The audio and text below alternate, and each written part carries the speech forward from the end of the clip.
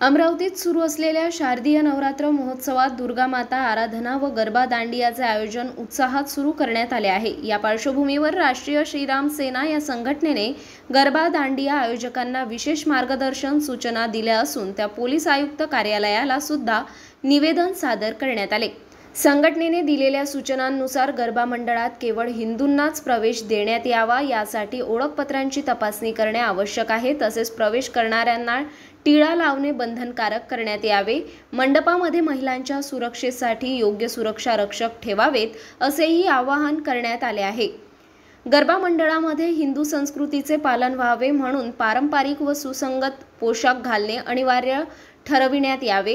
यासोबतच मंडपात केवळ देवीची आराधना दर्शविणारी व हिंदू संस्कृतीस अनुरूप गाणीच वाजवावीत असे निर्देश देण्यात आले आहेत। आयोजकांनी हे कार्यक्रम मनोरंजनाचे स्वरूप न देता भक्तिपर आणि सांस्कृतिक वातावरण ठेवावे अशी अपेक्षा संघटनेने व्यक्त केली आहे। आजपासून प्रत्येक गरबा कार्यक्रमात जाऊन सूचना फलक लावणार अशी प्रतिक्रिया सुद्धा राष्ट्रीय श्रीराम सेनेच्या पदाधिकाऱ्यांनी व्यक्त केली। जय श्रीराम। माझं नाव ऋषिकेश शेलकर, राष्ट्रीय श्रीराम सेना। गेल्या 22 तारखेला आपल्या पूर्ण भारतात घटस्थापना झालेली आहे। तसेच आपल्या अमरावतीत सुद्धा घटस्थापना झालेली आहे।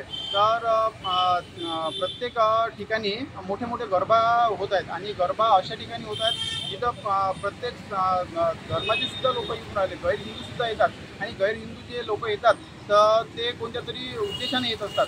तर ते उद्देशाने येतात तर तो उद्देश जो आहे आपल्या हिंदू संस्कृतीला घातक आहे। काही मुली गरबाच्या नावाखाली वेगवेगळ्या प्रकारचे कपडे घालून येतात, जे कपडे संस्कृतीला शोभेल असे बिलकुल नसतात। त्यासाठी आज आम्ही CP साहेबांना निवेदन दिलेले आहे की प्रत्येक गरबामध्ये एक विशिष्ट प्रकारचा परिधान केलेले कपडे असायला पाहिजे।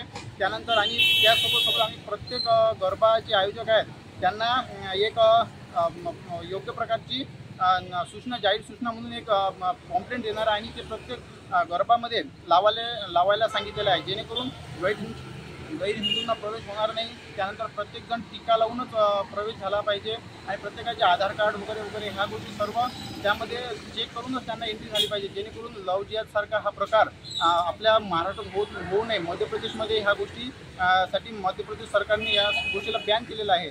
त्यामुळे आपल्या महाराष्ट्रात सुद्धा ही गोष्ट तातडीने कारवाई झाली पाहिजे, यासाठी CP साहेबांना आज आम्ही निवेदन दिलेलं आहे। मागणी पूर्ण झाली नाही तर काय करायला मग आता? मागणी पूर्ण झालेली नाही तर आम्ही ह्या गोष्टीवर कडक कारवाई करू, कारण की आमची राष्ट्रीय श्रीराम सेना ही देश पातळीवर कार्य करते, त्यासोबत महाराष्ट्र पातळीवर सुद्धा कार्य करते। तर त्या कारणासाठी आम्ही हे संस्कृतीच्या विरोधात जे काम होते याच्या विरोधात बिलकुल कोणती गोष्ट खपून घेतल्या जाणार नाही आणि कडक कारवाईचे आम्ही आदेश देतो।